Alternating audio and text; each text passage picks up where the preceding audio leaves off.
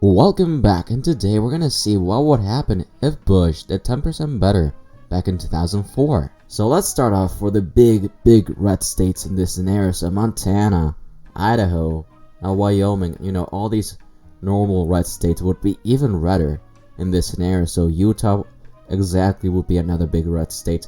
Nevada, Arizona, Colorado, and Kansas and more would be really heavily red states. Arkansas, Texas, the Deep South. This is basically, if September happened in 2004. So yeah, let's just go faster. So Georgia, Florida, Florida, North Carolina, Virginia, as I've said before, the deep old South. Nebraska, of course. Let's go. Indiana would be another big red state. West Virginia, Alaska, of course. And even Ohio, if I'm not mistaken. And let's double check back. So, in 2004, yes, let's go back. Ohio was a 12% state for Bush. And with 10%, bear in mind, my margins are 12 plus equals safe. So, barely a safe win for him. Nevada, same thing, basically. Colorado would be a 14% win for Bush. And Texas would be outrageously red, to the point it would almost hit 35%. And Florida, 15%. Virginia, 18%. So yeah, you get the idea of how red things would be. While for John Kerry, his safe states would be DC, the district, would of course go for a Democrat no matter what. And Massachusetts would be his other safe state, or I should say his safe votes. And guess what? That's it for his safe states because of how red this scenario would be. So in 2004, even taking away 10%, it would still be a Kerry win by 15%. And yeah, let's just go to the likely states. So from the West Coast to the East Coast, let's just talk about, so Oregon, bear in mind it barely went to Gore in 2000, so it wouldn't be outrageous in this scenario where September happened. In 2004, that it would go by a likely margin to Bush. New Mexico would be another big Bush win. Iowa would be another big win, and Minnesota. So let's just go back. So 10%, it would equal 6% win for Bush in this timeline, around 6%, and then 0.79% plus 10 equals 11, of course, and then same thing for Iowa basically, and then for Minnesota, it barely is a likely state since this would be a 6.5% win for Bush in that state. I think I'm correct. This is a lot of math, sorry. So, and let's just go, Wisconsin, Michigan, Pennsylvania would also be likely states for Bush in this red wave scenario. And before I forget, of course, you would know that New Hampshire would be another safe, or I should say a likely win for him.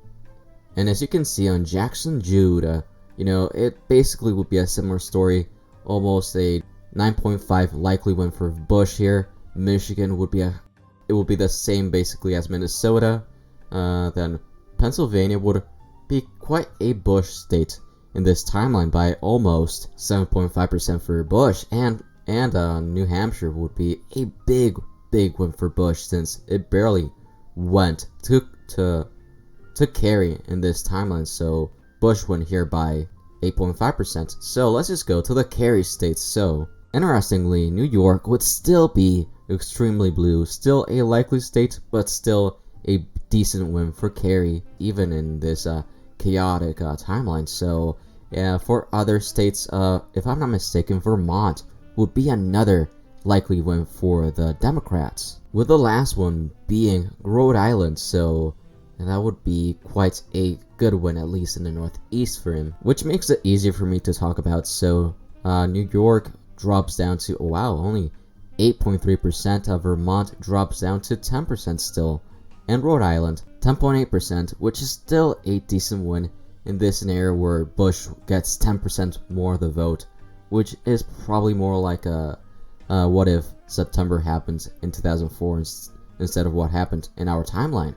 So as you can see, this is a huge win already for George Bush. He has 354 against Kerry's 53 electoral votes. And now for George Bush's lean states, let's just go from the west to the east as I've done before. So Washington, interestingly, a lean state with 10% more to him. Hawaii, another lean state for Bush, since Kerry did quite bad in our timeline, and Hawaii only winning it by less than 10%. So let's go to the East Coast.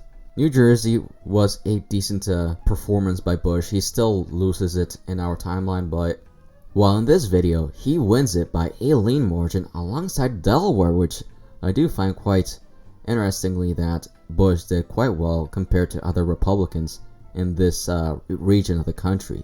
And lastly, Bush also wins Maine at large by a lean margin alongside the 2nd District of Maine by a lean margin. So yeah, let's just go to Jackson Jude. So you can see Washington would be less than 2% win for Bush, 2.8. Hawaii, let's go here. Hawaii would be 1.3% win for Bush. New Jersey would be 3.3% win for Bush, surprisingly close. And Delaware would be 2.4% win for Bush.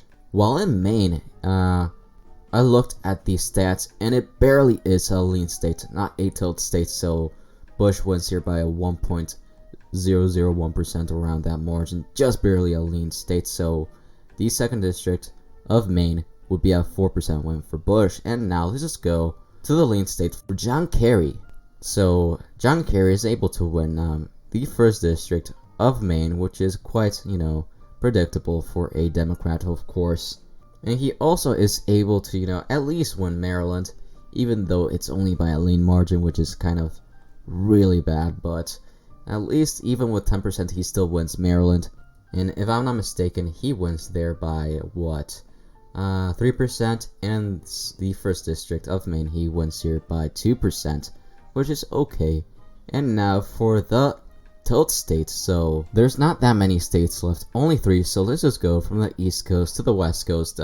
Why not, just for fun? So for Connecticut, it would be one of the closest states. In this video, Connecticut would be barely a tilt win for John Kerry. He wins here by 0.4%, and I think Bush does so well in this area because of his father and his connections in the Northeast, which is why you see this much of a difference in between states here. So for the next state, for Illinois, let's go right here. You can see it's another close win of 0.3% again for John Kerry. And finally, for the last tilt state in this scenario, you can see by far it's the most interesting state in my opinion. And for the state of California, this would in fact mean that George W. Bush would be able to barely win California by a margin of 0.1%. If George W. Bush did 10% better back in 2004, he wins with 445 electoral votes against John Kerry's 92 electoral votes. Thank you so much for watching. Please like, share, and subscribe. Stay tuned for the next video.